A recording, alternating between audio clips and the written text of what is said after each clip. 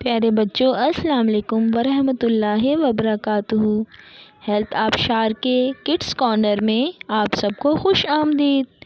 امید ہے کہ آپ سب خیریت سے ہوں گے اور خوب دل لگا کر پڑھائی کر رہے ہوں گے۔ جیسا کہ آپ سب جانتے ہیں کہ ہم آصفہ سمرن صاحبہ کی کتاب کلیاں چاند ستارے کے حصہ اول میں سے پنکی کی نادانیاں اور سمجھداریاں آپ لوگوں کو سنا رہے تھے۔ آج اسی کتاب میں سے ہم آپ کے لیے پانچ چور اور محمود غزنوی کی کہانی لے کر آئے ہیں۔ ہم بھی پنکی کی ماما سے بادشاہ کی کہانی سنتے ہیں۔ آئے ہم سب چلتے ہیں پنکی کے گھر اور پنکی کی ماما سے محمود غزنوی جو کہ ایک بادشاہ تھے ان کے بارے میں جانتے ہیں اور مزے کی کہانی سنتے ہیں۔ ماما نے پنکی کو کمبل اڑاتے ہوئے پوچھا، آپ نے سونے کی دعا پڑھ لی تھی؟ پنکی، نہیں پڑھی تو نہیں، مجھے نیند ہی نہیں آ رہی۔ آپ مجھے کوئی اچھی سی کہانی سنائیں، پھر مجھے نیند آ جائے گی تو میں پڑھ لوں گی۔ ماما نے کہا، تم نے صبح کے لیے اسکول کا بستہ تیار کر لیا ہے؟ پنکی، ماما میں نے سارے کام کر لیے ہیں، آپ فکر نہ کریں، بس مجھے نیند نہیں آ رہی، میں بہت تھک چکی ہوں۔ اچھا، میں تمہارے لیے شہد والا دودھ گرم کر کے لاتی ہوں، اس سے تمہیں جلدی نیند آ جائے گی۔ نہیں، مجھے کچھ نہیں پینا، میں دانت صاف کر چکی ہوں، آپ مجھے بس کوئی اچھی سی کہانی سنائیں۔ پنکی کے پاس لیٹتے ہوئے اس سے پوچھتی ہے، میری پیاری بیٹی کون سی کہانی سنے گی؟ پنکی، آج کسی بادشاہ کی نہیں، کسی چور سپاہی کی کہانی سنائیں۔ ماما نے ہنستے ہوئے کہا، آج بادشاہ کی کہانی نہیں سنو گی؟ پنکی، نہیں، وہ ہمیشہ اپنے دربار ہی لگا کر بیٹھا رہتا ہے۔ ماں، نہیں، میں آج تمہیں ایک ایسے بادشاہ کی کہانی سناؤں گی جو اپنے ملک کی خبر گیری رات کو گلیوں میں گھوم کے کیا کرتا تھا۔ دنیا میں 4 مشہور بادشاہ گزرے، چنگیز خان، سکندر اعظم، محمود غزنوی اور تیمور لنگ۔ یہ مشہور ہونے کے ساتھ ساتھ ایک کامیاب فاتح بھی رہے ہیں۔ محمود غزنوی ایک ایسا بادشاہ تھا جو رات میں اپنے شہر میں گھوم کر حالات معلوم کیا کرتا تھا۔ ایک دفعہ کا ذکر ہے کہ محمود غزنوی بھیس بدل کر شہر میں نکلا اور پھرتے پھرتے ایک ایسے مقام پر پہنچا جہاں پر چند آدمی بیٹھے ہوئے سرگوشیوں میں باتیں کر رہے تھے۔ وہ بھی ان کے پاس جا بیٹھا اور ان سے سوال کیا، کیا آپ لوگ یہاں کیا کر رہے ہیں؟ ایک نے جواب دیا، ہم چور اچکے ہیں اور رات کو اپنی قسمت آزمائی کے لیے نکلے ہیں، اب بتا کہ تو کون ہے؟ سلطان نے جواب دیا، میں بھی تم سے ہی ہوں۔ انہوں نے کہا، خوش آمدید۔ ان میں سے ایک نے کہا، یارو، اپنا اپنا ہنر اور کمال تو بیان کرو کہ کون شخص کس میں کمال حاصل رکھتا ہے۔ ان میں سے ایک نے کہا، میرے کانوں کو یہ کمال حاصل ہے کہ جب رات کو کتا بھونکتا ہے تو مجھے پتہ چل جاتا ہے کہ وہ کیا کہہ رہا ہے۔ سب نے کہا، واقعی یہ تو کمال ہے۔ اب دوسرے شخص نے کہا، میری آنکھوں کو یہ صلاحیت حاصل ہے کہ رات کے اندھیرے میں جب کسی کو ایک مرتبہ دیکھ لوں تو دن کی روشنی میں بھی اسے پہچان سکتا ہوں۔ سب نے کہا، واہ بھئی، یہ بھی بہت کمال کی بات ہے۔ تیسرے نے کہا، میرے ایک بازو میں اتنی قوت ہے کہ میں کسی بھی مضبوط دیوار میں نقب لگا سکتا ہوں۔ پنکی جلدی سے اٹھ کے بیٹھ جاتی ہے اور پوچھتی ہے، یہ نقب کیا ہوتا ہے؟ ماں، جیسے دیوار میں کوئی کیل وغیرہ لگائیں، اسے نقب کہتے ہیں۔ تمہاری نیند تو بھاگ گئی ہے۔ پنکی نے اپنی آنکھیں ملتے ہوئے کہا، ہاں، یہ کہانی مجھے اچھی لگ رہی ہے۔ مما، آپ یہ بتائیں کہ پھر چوتھے آدمی نے کیا کہا؟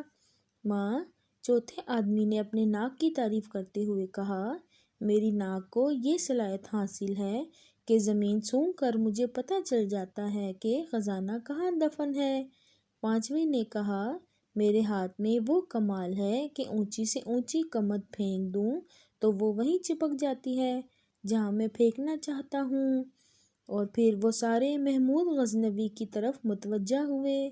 ان میں سے ایک نے کہا، ہاں بھائی، تم اپنے بارے میں بتاؤ، تمہیں کیا کمال حاصل ہے تاکہ ہم تمہیں اپنے ساتھ رکھنے کا فیصلہ کریں۔ سلطان نے کہا، یارو میرا کیا پوچھتے ہو، میری داڑھی میں ایسا وصف ہے کہ جب مجرموں کو قتل کرنے کے لیے جلاد کے حوالے کرتے ہیں تو اگر اس وقت میں اپنی داڑھی کو ذرا سی حرکت دوں تو تمام مجرم رہا ہو جاتے ہیں۔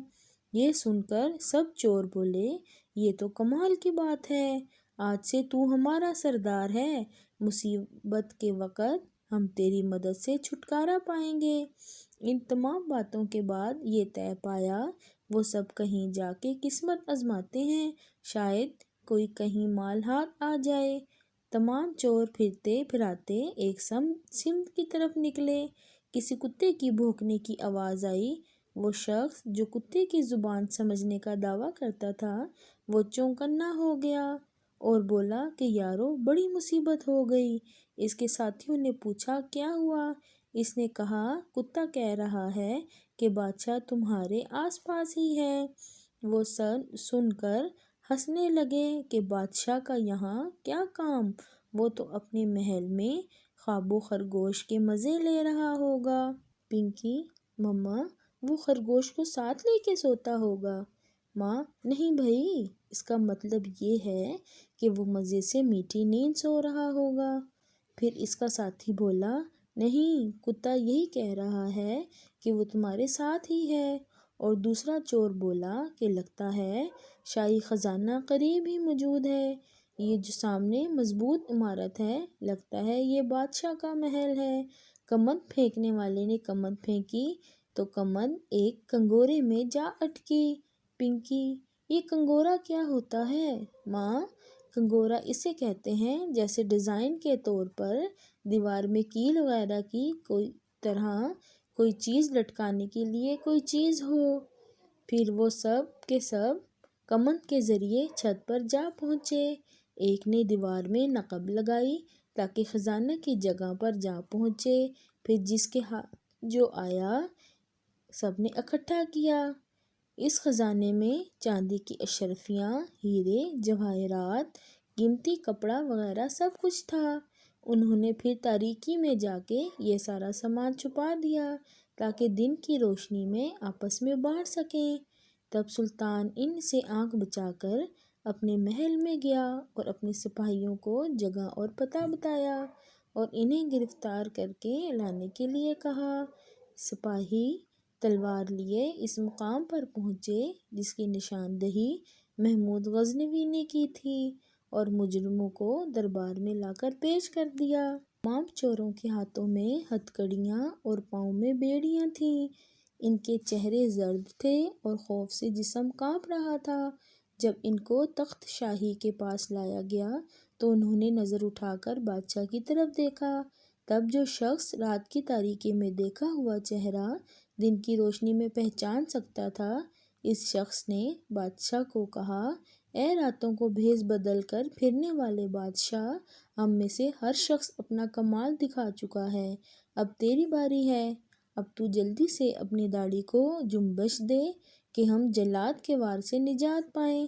بے شک ہمارا ہنر ہمیں اس حال تک لایا کہ ہمیں ہتھ کڑیاں لگ گئیں اور جلاد ہمارے گردن اڑانے کے لیے تیار کھڑا ہے۔